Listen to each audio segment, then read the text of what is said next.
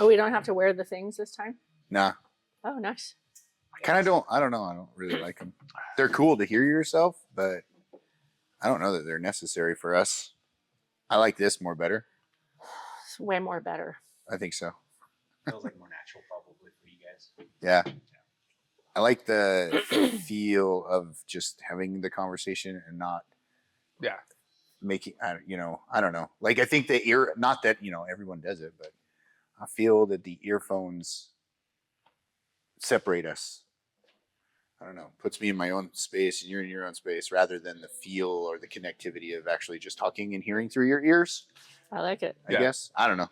It's just me personally. No, I think you're spot on. That's the way. I don't like wearing those things. I don't know why, but. It does sound cool, though. When we first put them on, we were fucking around with them. Yeah. We were making all kinds of noises and stuff. Hey. It's crazy weird. Yeah. Okay, let's recap, right? So, I don't remember, but it was a while ago. It was last year, end of-ish. And I was like, hey, I've got an idea, and I think it's a good idea. Squirrel. Is that an eraser? No, I don't understand this pen. I don't know what it is. That's so weird. It's a stylus. All right. Oh, it is? A what? Oh, for on the screen? Tablet. I didn't know what it was. That's so funny. It doubles. That's crazy. All right, so yeah, back to on point. Yeah. I got squirreled the shit. So end of last year, I was like, hey, this is my idea. You should come train and then I want your thoughts. I want like both. I want the professional, from your expertise, a field of expertise, and then personal, and then the benefits of that. And we did that last time. But now, one night we ran into each other again, and then you were there. Yeah. And you started, okay, so this is what I'm excited for this. But I'm really, I don't know why, but I'm really excited to hear your perspective, your thoughts, as the husband, the man that lives with her and sees these things from not within her brain, but yours. Right. I'm pretty excited about that. So that's what this is for today, is we're going to try to nail that down, I think. Yeah. A little bit. I'm pretty excited. So, how many months you been training? I think I started like at the beginning of November last year, and then I had like a month down. So, like 6 months, I think. Okay. Nice. So we're at the 6 month mark. We did it 90 days, and then I was thinking 6 months. All right.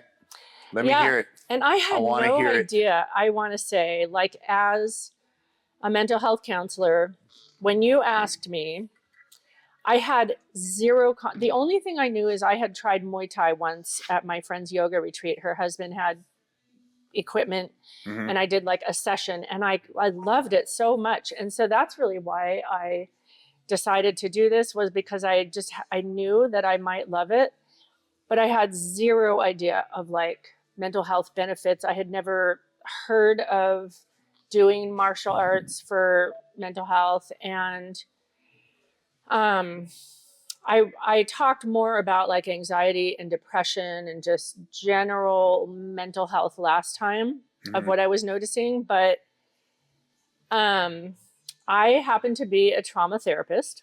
Yeah. And I happen to have had a very traumatic experience during this whole thing, during this 6 months. Okay. So I've been able to have a lived experience of how jiu-jitsu and kickboxing can affect the body and brain through like it with trauma, like actually in it and having trauma responses a lot while I'm coming. And it took me a while to figure out, I was having a trauma response. Then it took me a while to figure out, when I started getting curious, like, what's the most helpful thing that I know to calm my nervous system and get it regulated when this happens? Because it's really intense, and it's a very helpless feeling. Like you can't just snap out of it, and it's PTSD. And what I would notice, I started noticing that when I would come here, it wasn't even that long ago, I was having like a couple week long PTSD thing. And I came, and it took me like a half hour to get present. I noticed I kept kind of zoning out and wasn't really in my body. And then like after about a half an hour, I was like, my mind had calmed down. I was listening better to the instructions. And by 2 hours, because I did jujitsu and kickboxing, by the time I was done after 2 hours, I went home. And what did you notice? Do you remember this night? Yeah. It was like literally was last week or the week. It was this week. Was it this week? Yeah. Was it this you got week? completely I don't know what it dysregulated was. by just one conversation with one family member, and it just. Well, it's because this Anyway, all this stuff but there's that's been a lot of stuff happening going on. already. But I would say, like, you came back, and I'm like, whoa, she's back in her body, you know? And I'm like, wow, this was not the case previously. But she's been going through like 6 months of a lot of just previous trauma coming back up. Yeah. And From a current experience. From a current experience, but for previous childhood traumas. And so this PTSD has kind of awoken itself, as it does to people.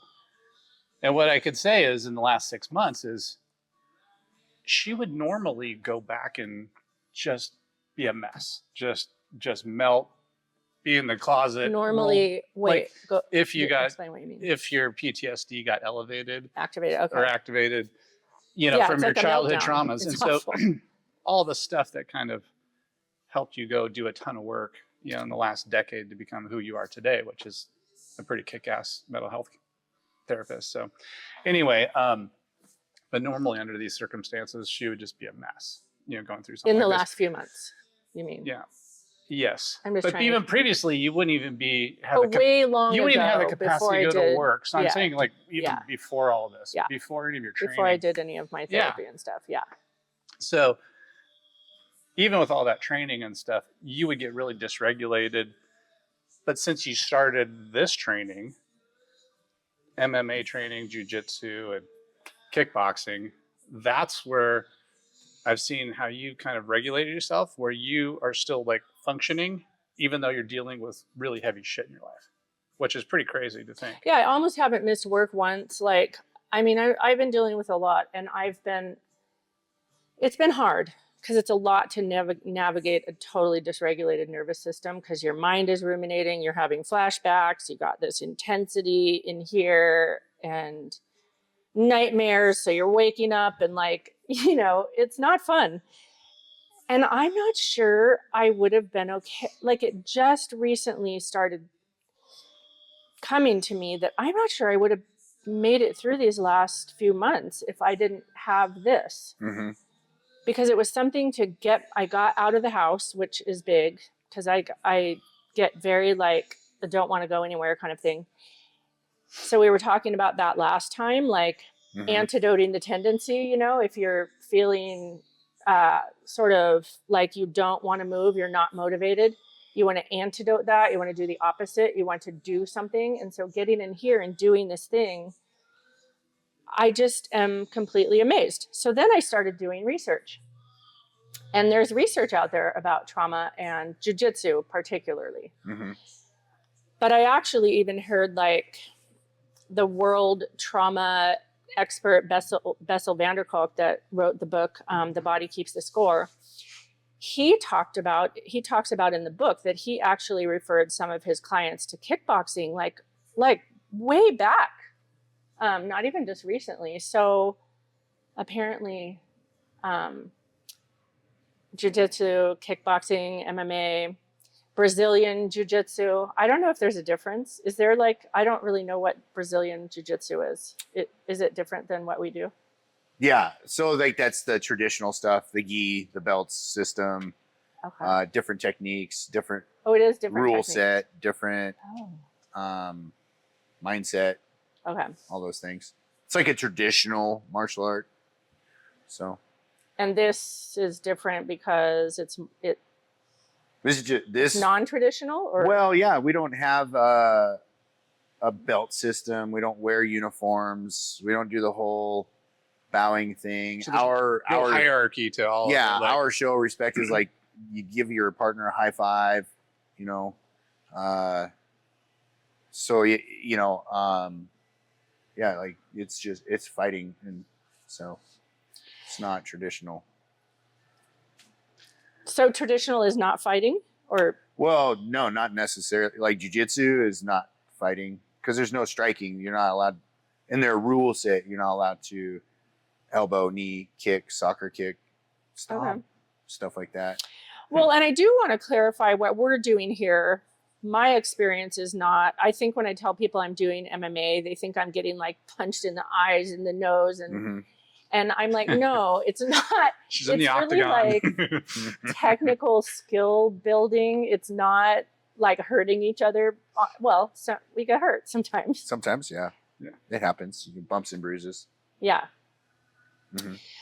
So yeah, it's been, I mean, I wouldn't have said this. I'm not in the middle of it right now. I wouldn't have said it when I was in the middle of like a PTSD meltdown, but I'm really realizing like it's such perfect timing, and it's kind of been a gift to go through something that is activating all this so much and doing MMA at the same time, because I actually get to see the impact it has. Yeah. And I'm amazed.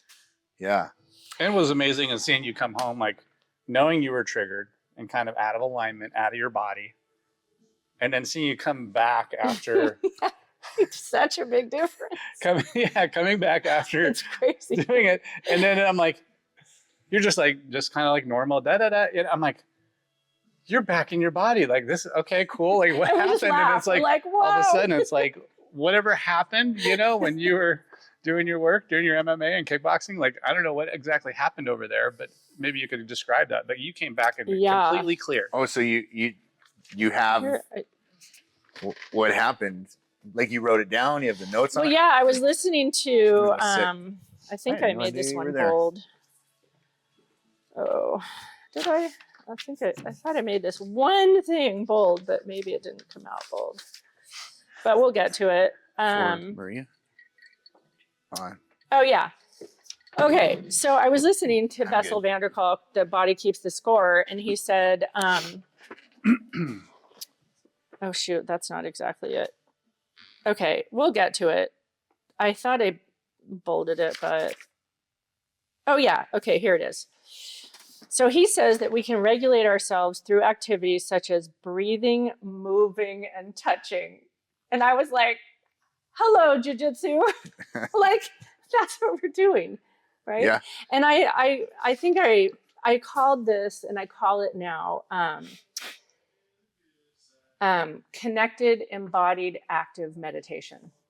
And I think for people, like for a lot of people who actually have experienced trauma, which I mean, everybody on some level has, but people that are having these like episodes of being totally dysregulated, meditation, like regular meditation, isn't actually always good for somebody, because when they sit down and they get quiet and present, it can actually, so trauma is when the nervous system says being present isn't safe. So we're like finding all these ways to get out of the present moment. So coming present when a person's not ready can actually cause a trauma response, because the nervous system just goes, hell no. And even if you're just sitting in your own house, in your own room, like the nervous system doesn't know that stuff, you know? And so coming here, if somebody's nervous system is kind of fight or flighty or even collapsy, like when you start moving and connecting and there's some intensity, I have found for me, I think that's a big reason this has been so helpful, is the intensity. It kind of matches the intensity of the nervous system, but in this safe, connected, embodied way. It's been really amazing. I will definitely continue doing this. So this was something interesting too. So with trauma, we either have a tendency when we get activated to go into fight or flight. So we either want to fight, we want to run, or we freeze. And after we freeze, we might like collapse or something called fawn, which fawn is like, you try to become whatever you think you need to be with this person so you can be safe. And one night I came to the wrong class, and Junior, you had me do some sparring with Junior, and I had never sparred before. So I get a little like, my nervous system started going, oh God, I don't know what I'm doing. And anyway, we both noticed that I definitely have more of like a freeze collapse response. Like if somebody's fist is coming at me, their glove is coming at me, like my natural response is to cower and close my eyes and just kind of let it happen. Like that's what I do. And I can't help it. Like that's just what my body does. And Junior recognized it. And so he's like, okay, so this time I want you to like, I don't know, something like come towards me. And I want you to, instead of doing that thing, come towards me. And he showed me how, and I did. And I was like, this is so amazing to let the body, like how can you, in therapy, that's harder to do, like sitting in a therapy office. It's harder to give the body this corrective experience. But I'm starting to notice much more. It will still happen, and we'll laugh. I'll be with a partner and they'll be like, you just closed your eyes. I'm like, I know. Sometimes I can't help it. It just happens. Yeah. But I have like all Get this practice. Keeping my eyes open. I know, that's just isn't that awful? I mean, that's why I have felt so defenseless. And like, I've taken those classes where you learn, like, you go like this to their nose or you gouge out their eyes or whatever, but you go like one time. And do you think I've ever felt more safe? I've never felt more safe from doing one of those classes. Mm-hmm. And what I really noticed here is like, it's repetition. You do it over and over and over and over and over, and you program this into your body. And so maybe I'm starting to get to the point where I'm like, maybe something would kick in if I actually got attacked. I'm kind of not to the point where I'm like, oh, I could definitely take down an attacker, Yeah. But I'm like, maybe my body would kind of know what to do. Mm-hmm. I don't know. I kind of think it might still go like this. You're on well, everybody's different. It's about, it really depends. Cause some people are like, every single day they're here, open to close, and it takes them less time. Right. Whereas, people with different lifestyles, responsibilities, schedules can only make it 1, 2, 3-ish, 2 or 3 times right? a week. Yeah.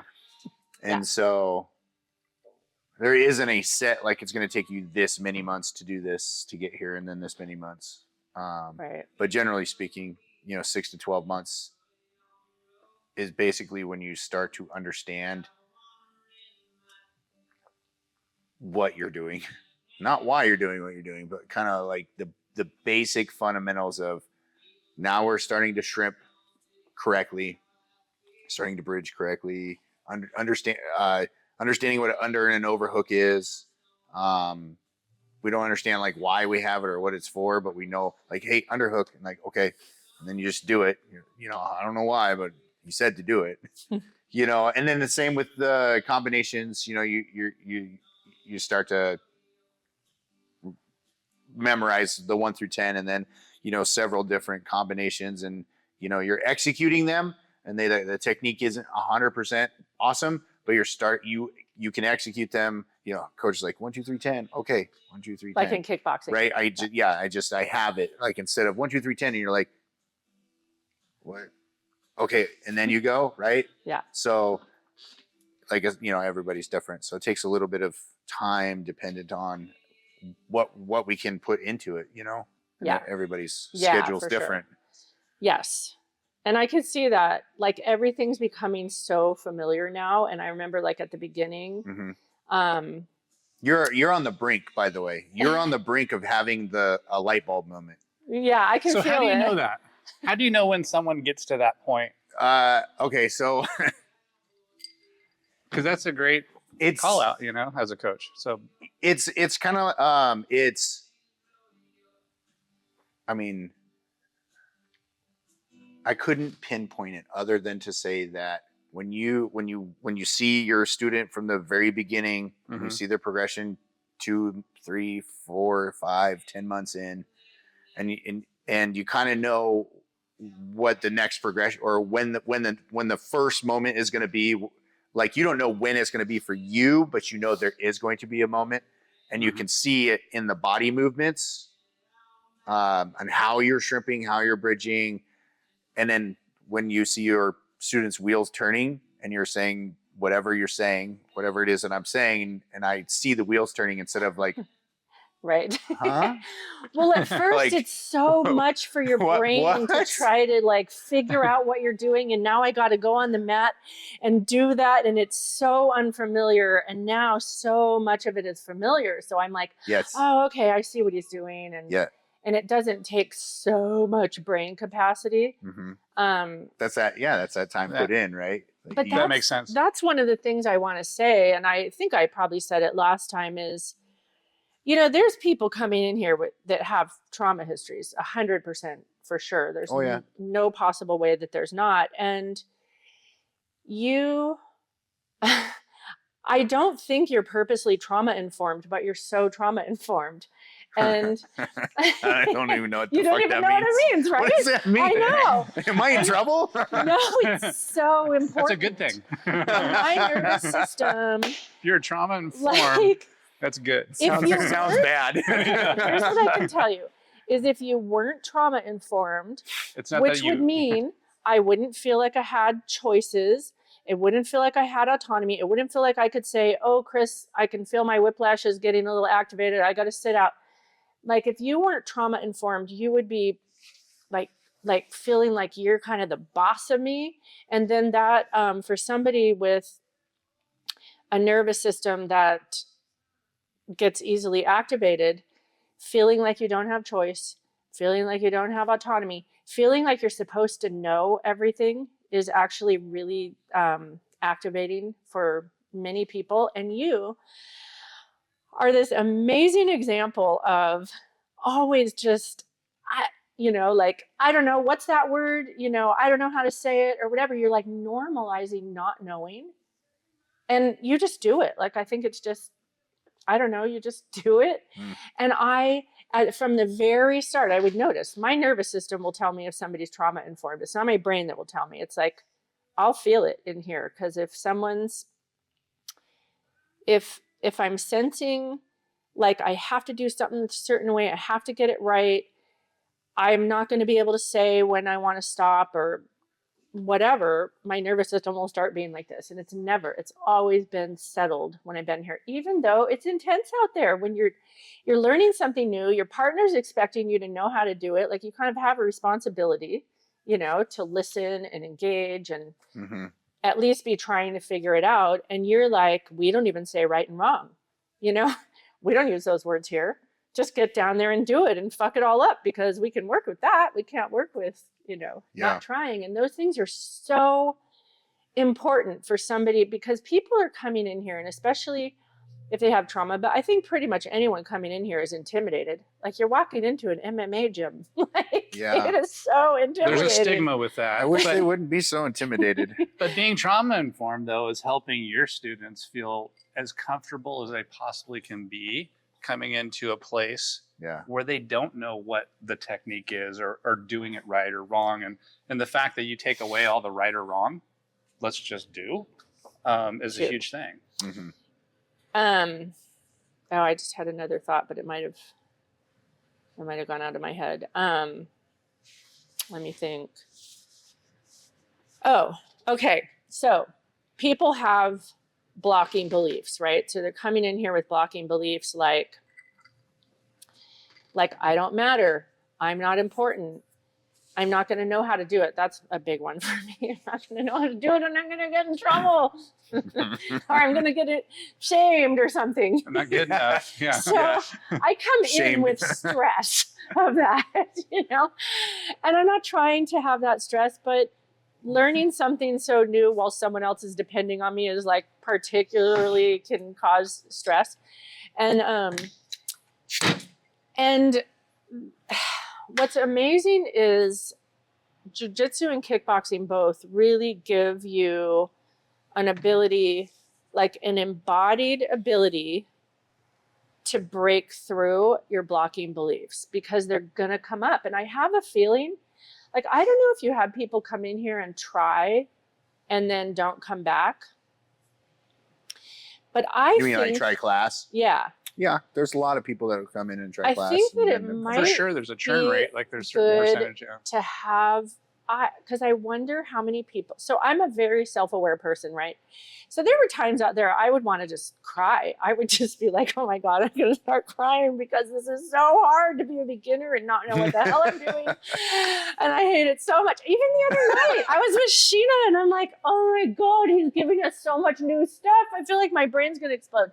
But now I don't start feeling like I'm going to cry. I just start feeling like, oh, it's so hard. And, but like for me to have done so much self-work and come in here and like there was a lot coming up for me, especially at the beginning. And I feel like if I wasn't as self-aware, it would have felt like a negative experience and then I wouldn't have wanted to come back. Mm-hmm. So I kind of wonder about like checking in with people if they don't come back, or maybe maybe there's something like talking to people a little bit before they go on and just kind of saying, you know, you're going to have stuff come up and you're going to get really uncomfortable out there. Yeah. And it's part of it and it's normal. And we're here to talk about it. Send them to me. I'll talk about it with them, you know, like, it's but I think idea. it's an important part. As opposed to like the exit interview. It's the entrance interview Yeah. about, hey, here's the things you're going to experience. And like, let's like work through this. So you're starting to prepare the student for it. All right. That's actually a really good idea. Mhm. I do follow up with everyone. Okay. I mean, 99.9%. I'd like to say everyone, but I'm sure I'll miss one here and there. But I do send messages out I send messages. I just sent 7 messages out this morning to current students and then 5 new students that are going to be coming in this week. But it's hard to get, for the gap for me is the technical digital versus the in-person. I'm an in-person, Yeah. I'm not a technical individual. So getting to hear that kind of stuff through a text message or email isn't, I don't know that it's possible for me to do something like that per se, but that is a really good idea of the before. So I think I said this to you before, or I might've said it I don't know. I've gotten to the point where I'm now asking people who are coming in, you know, what brings you to come to try? Do you want to do MMA, kickboxing, you know, whatever, what made you, and you always get the general answer, which is, you know, I want to learn self-defense, you know, but there's probably, generally there's a story behind that. I want to learn self-defense. And so Exactly. I usually get that kind of right away. First class, usually you can kind of tell. Sometimes I miss it. But that's a pretty good idea. Your idea as far as, you know, like a before. Well, you know, something that helped me, and I might have talked about it last time, is that I think it was Santos or Junior. I don't know. One of you, it was the very first time we came to just kind of watch, so we could sort of see what I was signing up for. Mm-hmm. And whoever I was sitting next to was telling me how they had even had some panic attacks on the mat, or got close to it, or something like that. And just hearing that was so important for me. Like, oh, like everyone here doesn't have it all figured out, and you know, they're human. Oh my God, this is like a whole new perspective listening to this for me. Actually, I mean, like it's kind of like, you know it. Mm-hmm. I know it. I knew it before, but just hearing you say it and talk about it right now, it puts it. It's you know, it's that one where, you know, you have to hear it 10 times, yeah, and then it finally clicks. I think it's clicking right now, and I think it's important for people to hear it. You know, people that are listening and maybe wanting to hear, like, how can jiu-jitsu help with mental health, you know, improvement or well-being or whatever. Like, it's so important to know, like, I can show up with my issues and my current state, and like, it's okay if I have a hard time, and, you know. Because for some reason, I don't know, you don't think that when you're going into an MMA gym. You're like, I got to be all badass. And, you know. So what do you think it is when someone's on the verge of a panic attack? Of course, you're going to be experiencing all the stuff that takes you out of your comfort zone. But then you said they're on the verge of a panic attack, but then they get back out of it. Like, so what is it during your practice in the gym here on the mat that will take someone that's on the verge of that and bring them out of it? So when they walk out of here, they're like mentally in their body and stabilized. Them being able to say, I'm not okay right now. And having somebody maybe hang out with them, like, hey, you know, it's okay. You're good. Whatever's happening is okay. Like, we're right here with you. Just simple validation is huge. But them knowing that it's okay that that's happening while they're here. Mm-hmm. So they don't have to be like trying to, you know, hide it or something. Right. Yeah.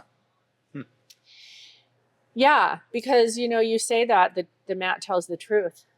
And it really does. It's like the truth's just going to come up. Like, you're going to feel your negative limiting beliefs that are in there that cause fear and cause us to, like, you know, when we're living in outside of our window of tolerance, like, we have this window of tolerance where we're just regulated, like all of us right now, we're inside the window of tolerance. I'm trying to be anyway. And and when we're in there, we're like engaged with life, we feel connected, we're creative and imaginative, we can grow, and we're like, the body's kind of relaxed. But people that are in, like, especially a fight or flight response, are hyper vigilant. They're kind of going through life like this, you know, and it's hard to it's hard to go through life like this. But you might not notice that, but you might notice that somebody's more tense or whatever. And I think it would be really helpful for people that come in either way. If you're a collapser like me, it's not going to be so noticeable because I'm not necessarily like this. I'm ready to be like this. I'm ready to be like, ah! Close your eyes. And close my eyes. So,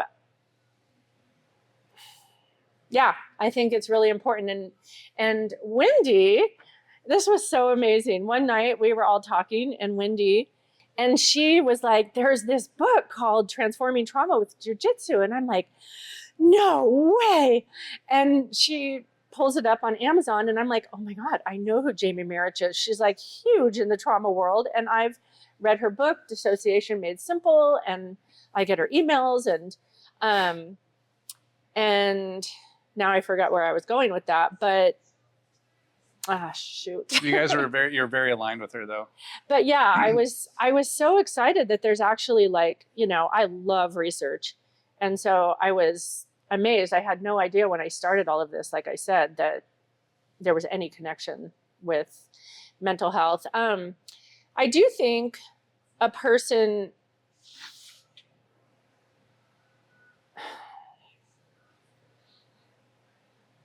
I don't know, I think it would be cool to have like a separate program for people that have PTSD, and that really, it would be way too overwhelming for them to just walk into a regular class. I think it would be cool to have like some education about trauma and the body and about what might be coming up in here, and have, like, I don't know, some kind of, maybe we were talking about that. Is that what you were talking about the one night we were? No, maybe not. I couldn't really remember what your idea was when we. Oh, that's a different idea. Okay, yeah. okay. Yeah. I couldn't really remember after that night. I might have had There were a lot of ideas that night. No. But I've also kind of been out of my body a decent amount, so that could be why. But, so I'm just going to throw this out there because, you know, you work with a lot of women, and then there is like previous, like, for a lot of women, there's like previous sexual, I don't know, trauma history. Mm-hmm. I don't know, what's the ratio? 1 in 5, 1 in 4? For women, it's 1 in 3, and men, it's 1 in 5 for men. 1 in 5 it's for like, guys. I mean, there's for sure people walking in here with that history. So people are coming in with that history, and so, you know, you're close. Like in this, when you're doing this kind of training, it's tight, and so right. I don't know. Maybe some people would get. Maybe you could explain kind of what might get activated and how people work through that.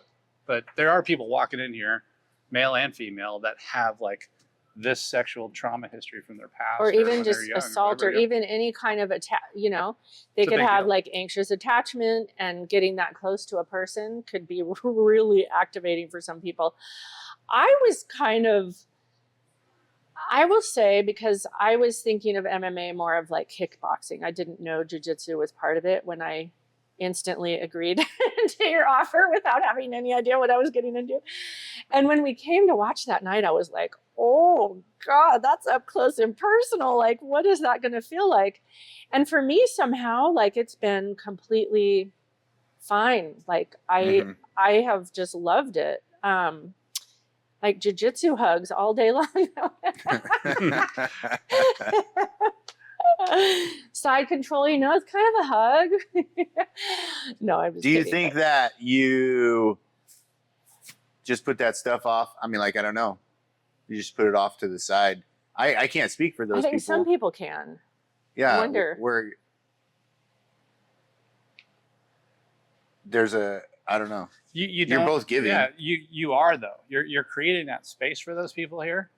And I don't know if that happens everywhere or if that's like the practice. If someone just goes to any gym like this and then wants the training, but for some reason, like your approach and the comfort level stuff opens that door, makes it a little bit easier for someone to come and practice here with you, or your team. So anyway, I thought it was a big deal, and I know she had mentioned it, and I don't know, I think we might have talked about that too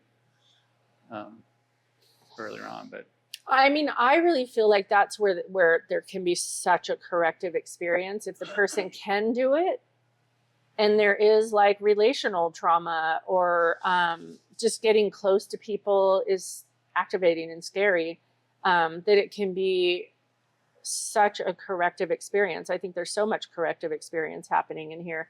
I mean, when a person has experienced trauma, a lot of times the body will kind of get stuck in the place where they couldn't do something more. Like, we hear so often, if a woman was raped, that she didn't scream and she didn't try to get away, and then she has so much shame. That's full on collapse. And one of the things that is really helpful is to be able to kind of be in that collapsed position and then use some force and do something different and give the body a different experience. And you're doing that constantly in here. In somatic therapy, that's what we're doing, is like go into the trauma and then see, does the body have an urge to do something right now? And it can be pushing against a wall and running. It can be pushing the feet, against my hands or something. It's called completion. And there is, I think, for people that have that, I mean, they say the issues are in the tissues, like the trauma gets stuck in the body. It can actually be a way, without going back into the trauma, without doing therapy, to let the body work through that and be able to like complete what it couldn't do. that's huge. Yeah. That's really huge. Yeah. I do that kind of stuff a lot with my clients. And yeah, I haven't really experienced that myself, I would say, where it feels like I'm completing something, but I can very much see how, if the body hasn't done that yet, it would be incredibly helpful in a way that's just not having to go back into the trauma or do anything with the mind, So I like that. Okay. I'm trying to see what I haven't talked about. I did hear you.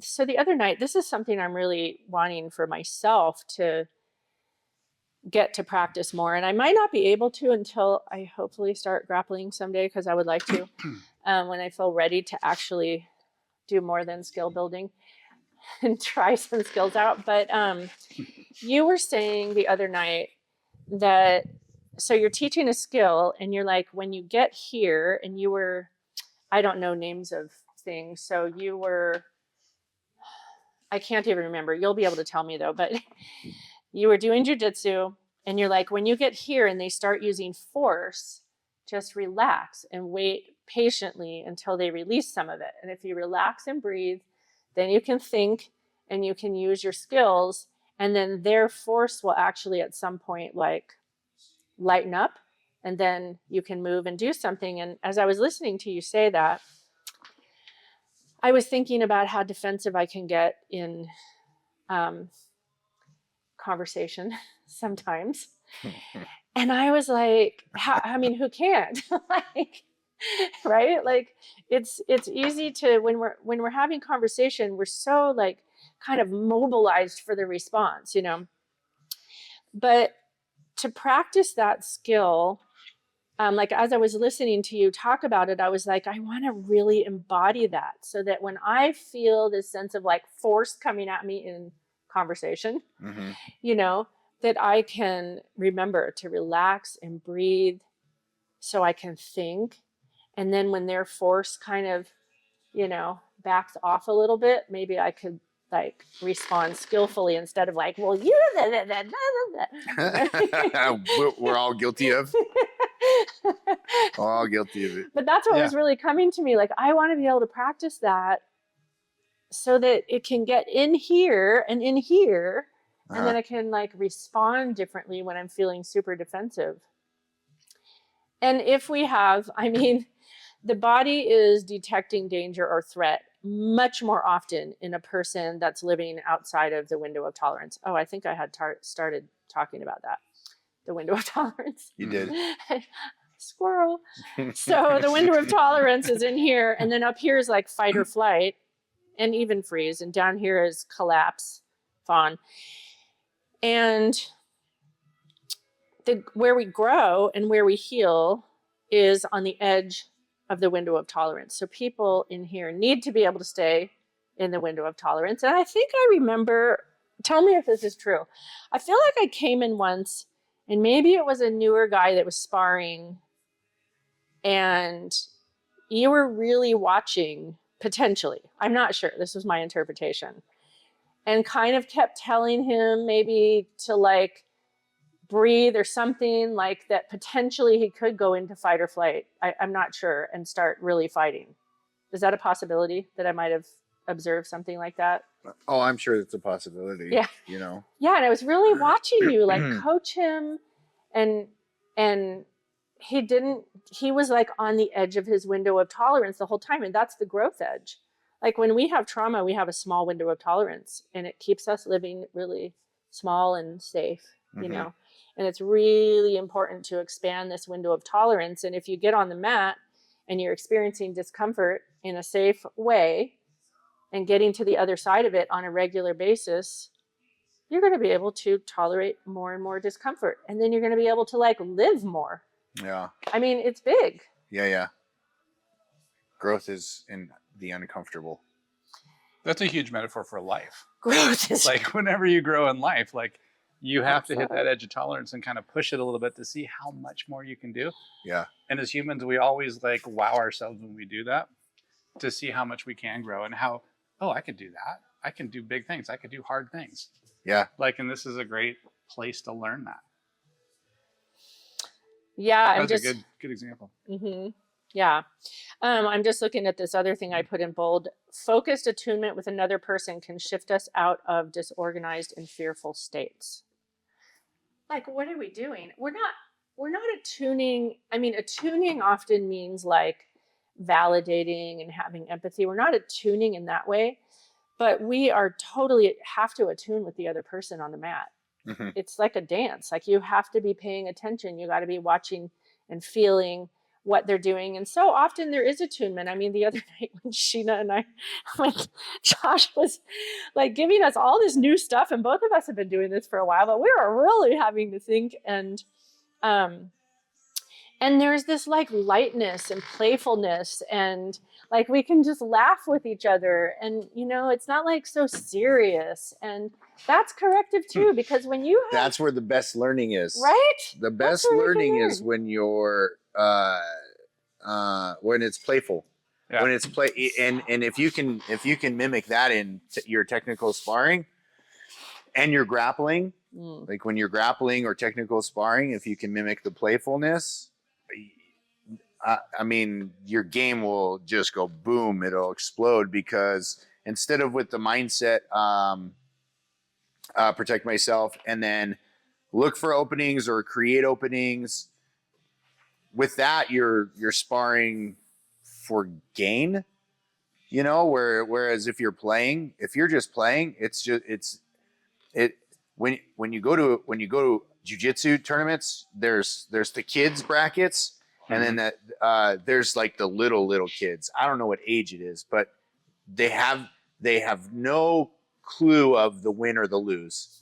They're just out there virtually swinging around in a circle with each other, trying to do what they think they need to be doing, whatever that is, but they're just having a great time. They're just so playing. Important. And that's that place where we need to be as adults, instead of the win or the lose in the gym, right? Yeah. The win or the lose, where we're just here to play. I just want to play with some things that I actually am not very good at. And I want to do that safely without you going all broham on me and just like, raw. Yeah. And then all of a sudden now I've got a dislocated or a bump or a cut or something, right? So, yeah. Well, it's also a core emotional need that humans have. And if a person has like a childhood trauma history, they go into survival mode and they stop being playful like a kid, that like with no worry. A kid's not supposed to have like worries. The parents are supposed to have the worries. The kid's supposed to be exploring and experimenting and like getting in the sandbox. And I think I talk about this a lot with my clients, like it's important that we get to the place where we can just experience life as like getting in the sandbox and experimenting and playing. And like a kid in the sandbox, they're pouring water into the thing and sand into the thing and combining sand and water and dumping it over and seeing if it all stays up. And they're just playing and seeing what happens. And it's a really important aspect of life that so many of us adults forget how to do. Yeah. And I have noticed, like from the beginning, we've been able to play. Like we laugh. We're like, we don't know what we're doing. And we can just laugh and it's fun. It's amazing. But you wouldn't think that's going on in an MMA gym if you've never been into one, right? You think it's all serious and they're beating the shit out of. It's not like well, now, okay, so that's this gym culture, and it's not like the best or whatever, right? Like that's what I wanted to create when I opened. There's MMA gyms that are fight gyms, and if your objective is to fight, I want to be a fighter and do all those things, then that's the gym for you. I don't really want to travel, although it seems as though every weekend I'm traveling, but I don't want to do the fight thing again. I'm more interested in training individuals. Not that I'm an expert, but it just seems to me that, individuals that come in, they're all bearing some kind of burden. And I just find that the mats help that. And so anyways, in short is, this place is for that. It's not for, MMA gym. So the stigma that people have with that MMA thing is a true stigma. Back in the day, if you walked into an MMA gym, you're like, hey, I want to fight. You're in fighters training and you're getting the shit kicked out of you. And here's your ass pillar to post. Right. That's just the way it was, because if you showed up tomorrow, looks like we got a fighter, Right. That's just kind of the way that it is. But that's not this place. So the stigma is a true thing, and good for those MMA gyms to do that, because I don't know. I think they should. Maybe, for people that want to. That want There's to a place for that. Yeah. But anyway, so we kind of carry that stigma because of that. But I'm hoping to change it a bit. So anyway, yeah. That's my rant. I think doing this and just having these conversations is part of why I feel so happy to get to have these conversations, because I hope that somebody will hear these podcasts and realize that even because anyone can show up here. It doesn't matter. Body shape, size, physical ability, it doesn't matter. Like, we will welcome you. And that's the other thing. That's the other culture here. Trauma is about being harmed in relationship. At least complex trauma is. I guess trauma can also be like a car accident. That's not being harmed in relationship. But so much of trauma is about being harmed by another person in relationship. And so we also heal in relationship. Mm-hmm. And so walking in here and people having an instant sense of belonging. Everyone's like, hey man, what's up? Or hey chick, or no, just kidding. They don't say that. But you know, just like, hey, what's fucker. your name? Hey, what's Welcome. your name? And they're like, you know, whatever this is called, and fist pump. Fist pumping. Fist pump. That's what I thought, but I couldn't remember. This. I'm learning from you. Hey. You already said I'm allowed to not know things here. That's Sometimes the beauty. But I am learning names of things. That's good. Actually, Kimberly was pretty impressed with me because I've been coming on Wednesday nights, and this one night she's like, does anyone know what this is called? I'm like, that's judo. And she's like, and this, and I'm like, that's reverse judo. And then she's like, and this, and I'm like, that's north south. And she's like, damn, you've been listening. Yeah, that's good. So I like it because my brain doesn't have to work so hard when I when I know what's going on. But the just kind of camaraderie and connection and belonging. We probably talked about that last time too, but humans need that. Yeah, that was 2020 kind of messed that up. I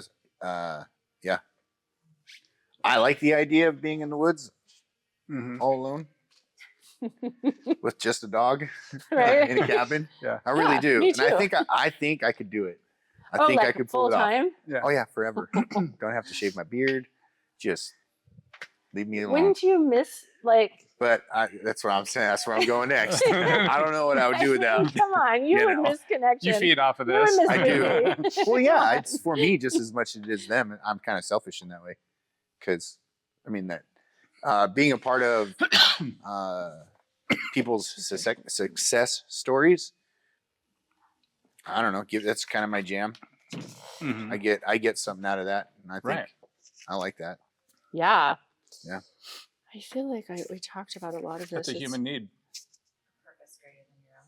Yeah, Mhm. Helping others find their purpose, or that too, right? Like people come in here and they have no idea. They're just like, I want to learn self-defense or something, whatever their reason is, right? And then all of a sudden, I don't know who it was, just it's like, I can't stop thinking about this. I'm at work and I'm thinking about what we were doing and I'm trying to figure it out. And this, it engulfs their brain. And now all of a sudden they've got this huge new passion for, learning how to fight that they never had an idea of doing or having that kind of a passion until they came in here and got on the mats, So that's cool too.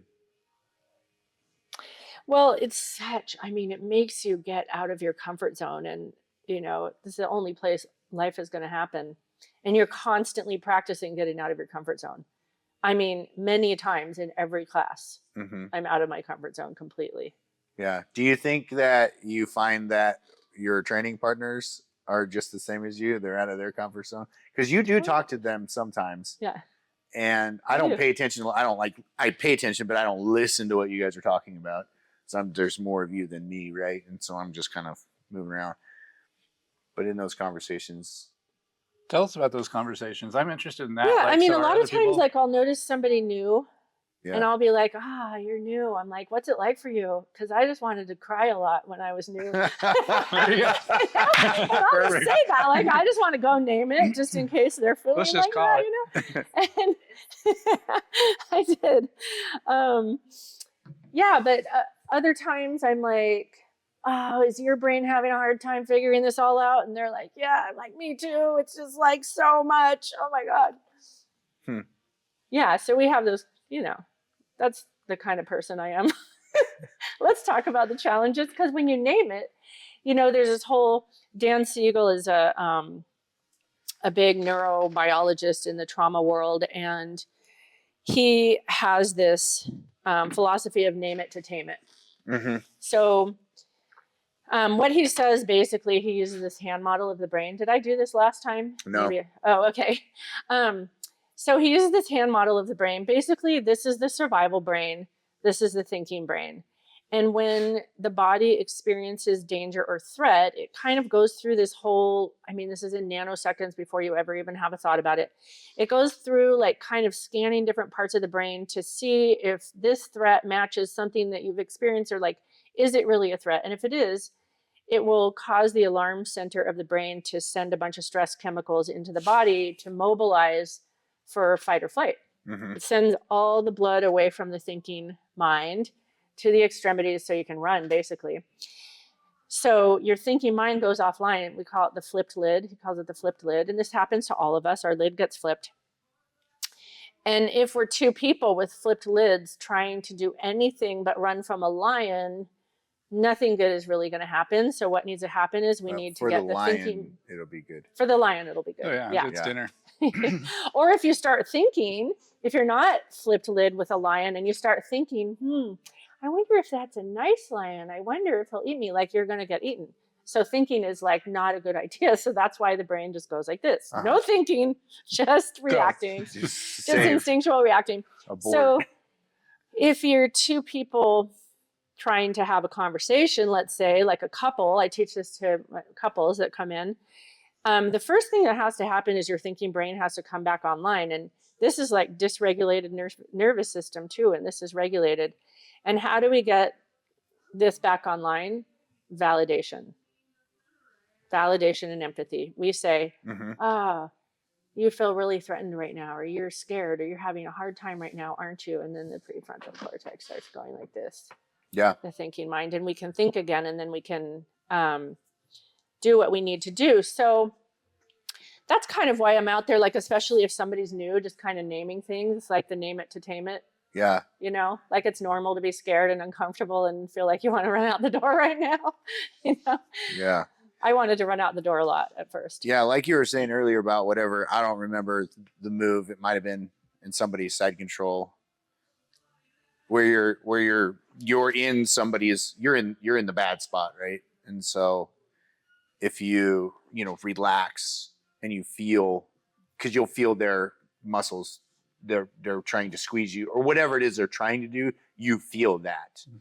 And if you're relaxed, you'll feel that. And then you'll feel when they get tired, or they stop and they want to settle, or they want to move to a different position, but you'll feel that. And in those moments, you get to apply the technique that you know.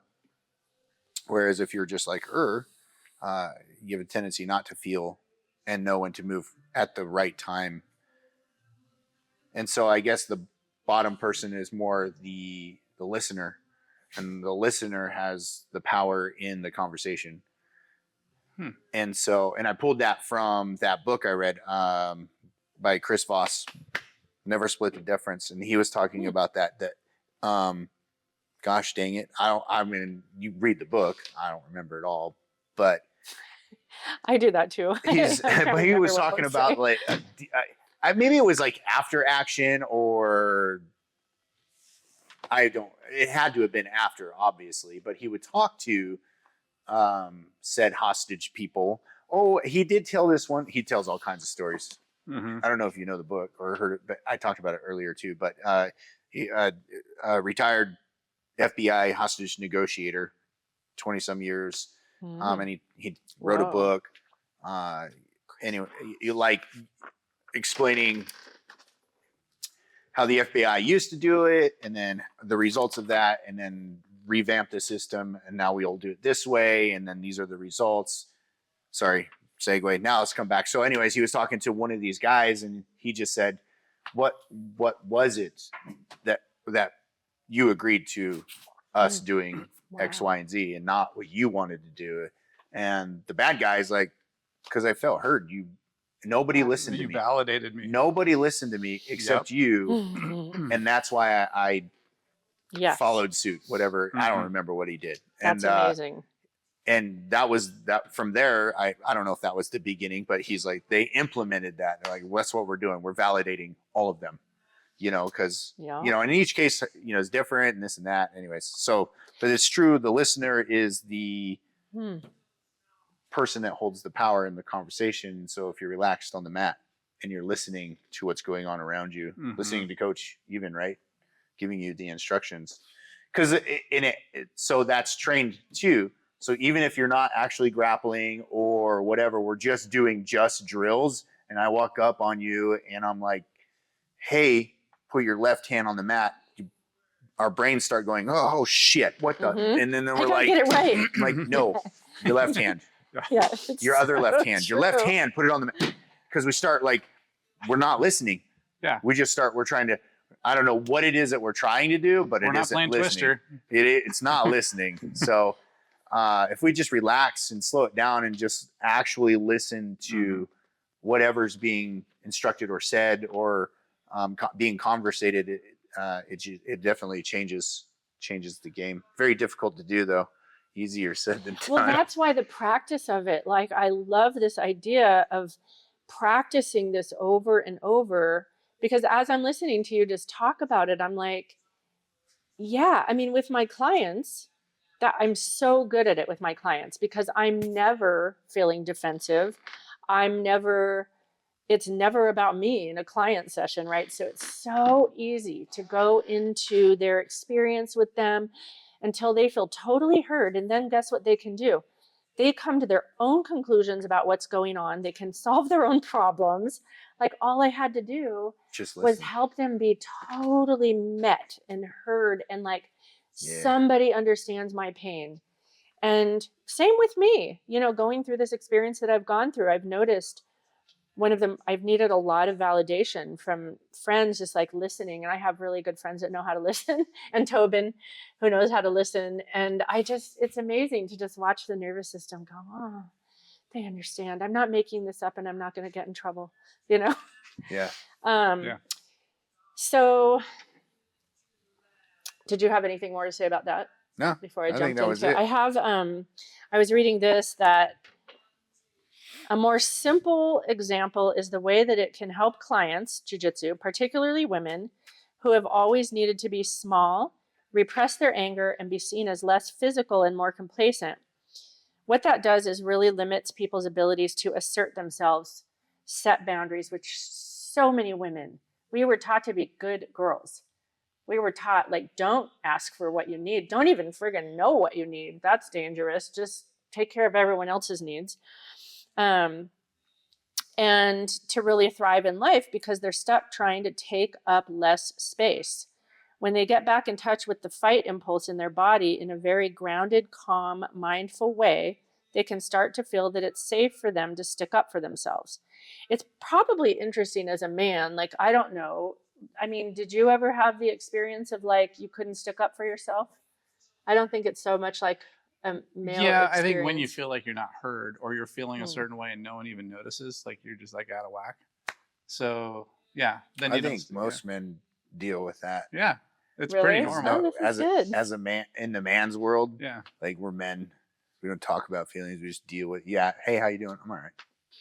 But here we are dealing with like everything. Yeah, like on an emotional level, you guys probably don't feel so comfortable asking for your needs to be met, where I think maybe we do, at least amongst women people.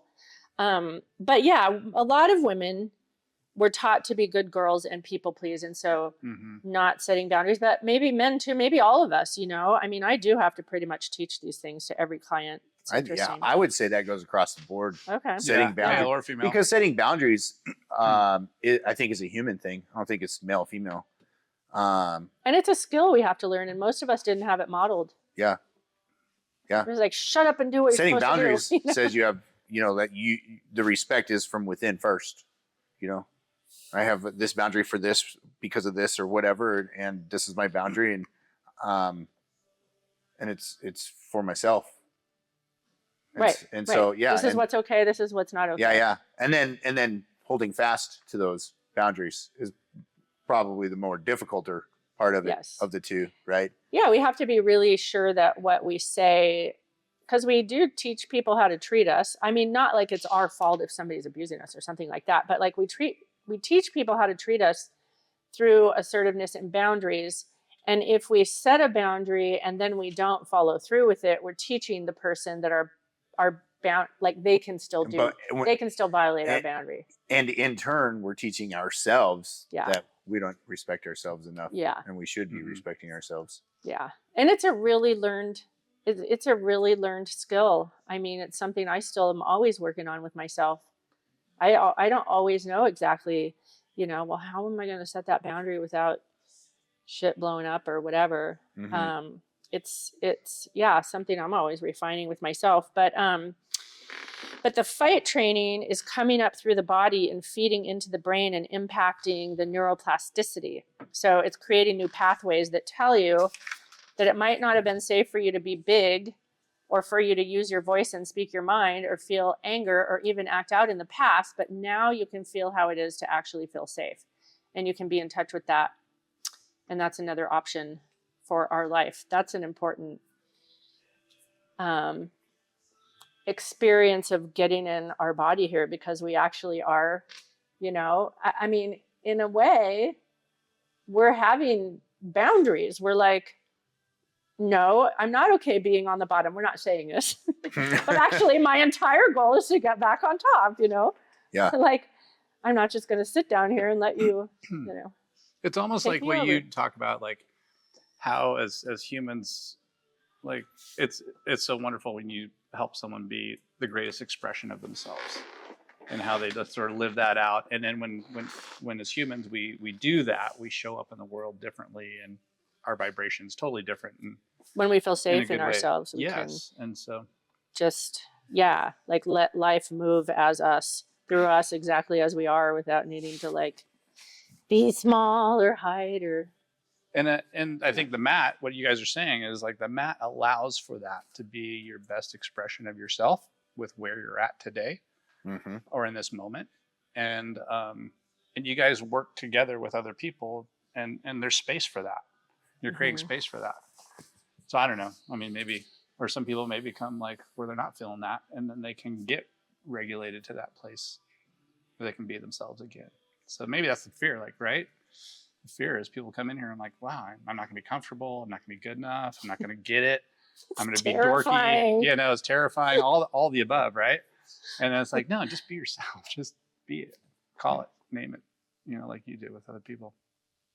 Yeah. One of the foundational skills that I love here, you'll have to say it back to one of my, Okay. is that one of the first things you literally learn to do is how to fall. How to fall. And how important it is to learn to fall and how to find the ground. And how that. Don't land on your arm. So talk about that, like how important it is, like just like, yeah, you're going to fall. Yeah, so Wendy's saying one of the first skills we learn is how to fall. Mm-hmm. Yeah. And how, I don't know, I maybe you can talk more about that. I'm not the expert at this part. Why is that? I just know how to fall and how to get back up. Helps prevent injuries. Helps you learn what all of it does, but you learn your body. I think you touched on that a moment ago. Just learning your body. So physically, safety and all that, but then as a mental health professional, being okay to fall, like, so learning how to fall. I love that. Actually, that's great. And then picking yourself back up, right? So there's both. Learning there's two how to things fall and how to get back up. Well, oh my gosh! See, there's so many things I've never even thought of. Yeah. So that's amazing. I love that. We got to learn how to fall and get back. Learning how to fall, break fall, like the first fundamental, yada yada, right? Yeah. And then it does progress from there, So, once you learn how to fall, you'll learn that what it feels legitimately, what it feels like when your butt hits the mat and as you roll to your shoulder blades, and then when the energy can be dispersed. So you're learning that. Once you understand that and you start executing that, and then you do it in live training and you apply it live, you're like, oh my gosh, light bulb. That's a light bulb moment. Like, holy shit. Then it progresses from there. Now you know and understand that. So now you're going to move to, we'll start at the beginning, double leg. First thing you want to do is you're going to want to sprawl and you're going to want to crossface.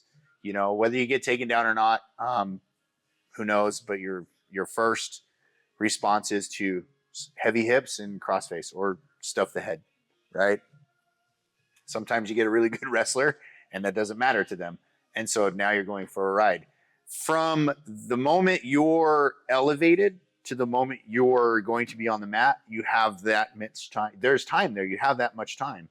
And you can still not get taken down. You can switch your hips in the mid-air, right?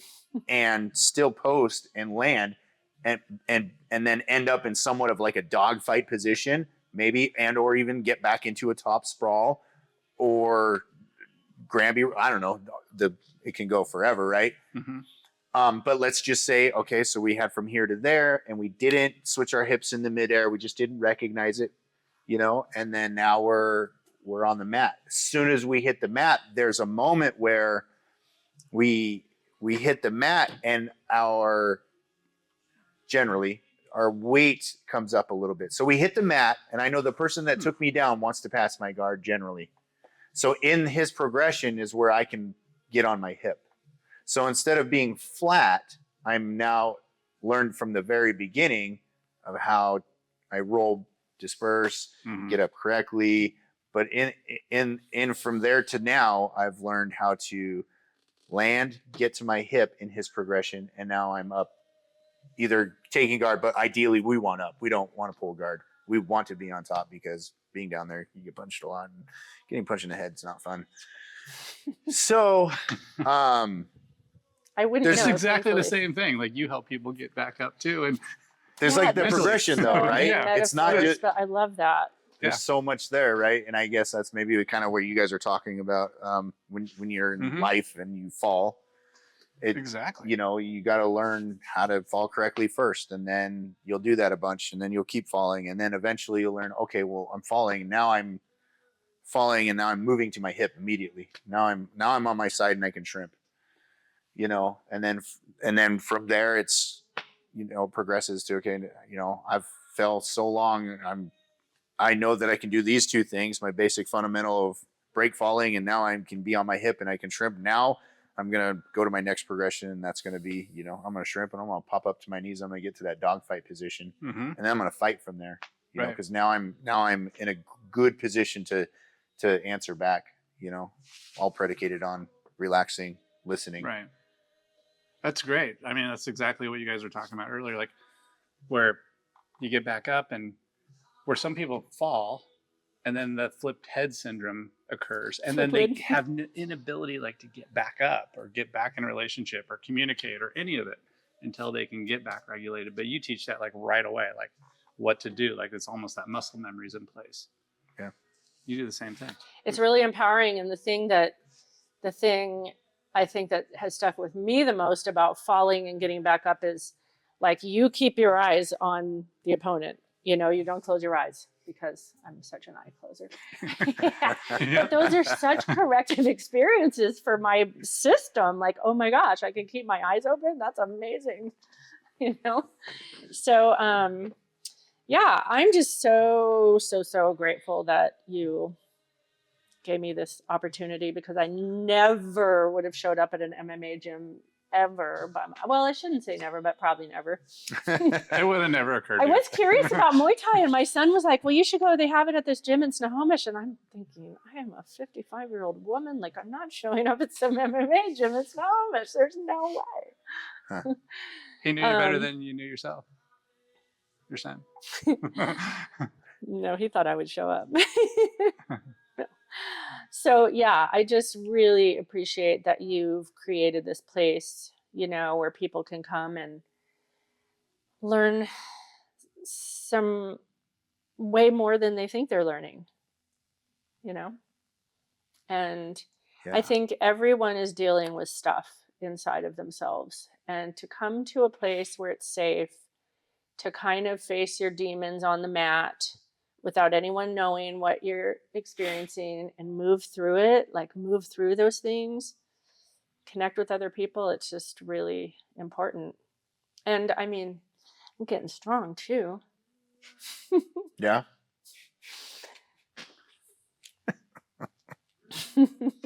It's one of my goals in life. It's crazy. What? I was telling Chris the other day how impressed I am and inspired by seeing you. And there's a couple other women who've been coming a lot more consistently than me, and to see the strength and progression, and body awareness, and confidence Mm. that you may not see, but I get to see as millions. Yeah, so much more confidence, physically, in connection with another person physically. Yeah, huge. But thank you. So Wendy was saying that since she's not here all the time, she's been able to really see like the growth and the strength and the confidence. Yeah. Yeah, I feel it. I feel like another 6 months and I will have built more and, more strength. And it's one of my goals in life. Like, I did lose a lot of strength. I used to be in such good shape. It was just a big value of mine always. And then I was in grad school for 6 years and still had our kids at home and stuff. And that just kind of went to the side and I lost like all my strength. And it's just something like I've always envisioned myself being 85, like riding my bike and rollerblading and, being able to be physically active. And so this has gotten me, kind of revved back up, feeling confident that I can actually build some strength and stuff. Using your own body for it, I think, is really empowering. Mm-hmm. Yeah. Body awareness. Body awareness. Well, it's so, that's huge in itself with trauma. I don't know if I said that, but we get disconnected from our body. So like, this is such a great way to reacquaint ourselves with our body. And I think that intensity for me is important. Like, I've done a lot of yoga and I just wouldn't say I've gotten the intensity for me is important. I'm realizing. And it's probably important for a lot of people to really get in there, get in the body and get present. Yeah. I don't know that there's a sport such as combat sports where it really introduce you to you. Right? It'll bring you out. Introduce you to you. I love how you said that. And I think perfect. some people get introduced to themselves on the mat and they go running and never come back. Like, it's scary. I didn't know that about myself. I do it now out. still. I do it now still, where I have to I don't want to work out or I don't want to do whatever. And hey, you got to, and you have years behind you of doing hard things. So you can do it. All right, fine. I don't really want to, but I'm going to. So fuck you. So many times I didn't want to come. That's where the growth is, right? And I've seen it. Well, I've seen it myself, obviously. And I've seen it in almost all of my students where you just, I don't know.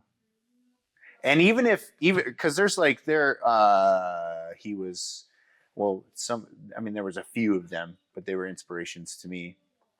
There's this one kid, so even if you're like a squared away individual, like some of my fighters, Chad was one of them, just a good looking kid, squared away as far as life goes. He was a Boeing engineer, professional waterboard skier guy on the boat with the water. I don't know what to call those things. Wakeboarder. Anyway, yeah, that's what I said. Waterboard. Yeah. That's a different thing. Oh yeah. Canceled. But that was like a softball. I had to hit it. So he was like just a squared away kid, right? Just squared away.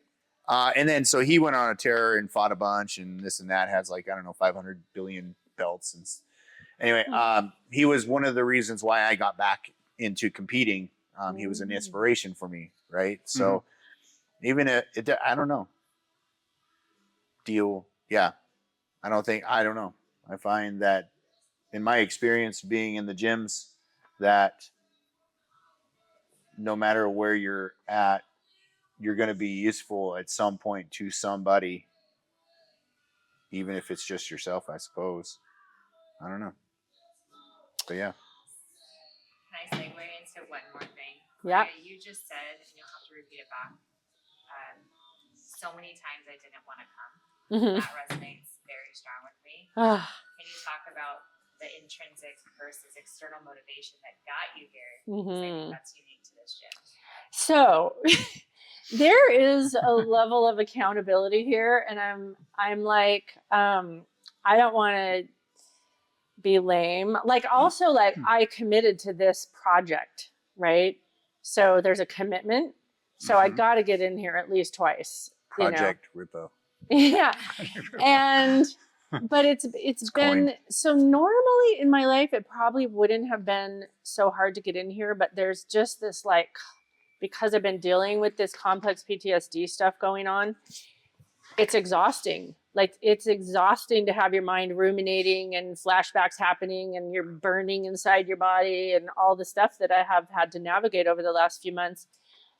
But I know that getting in here, first of all, I'm going to connect with other people.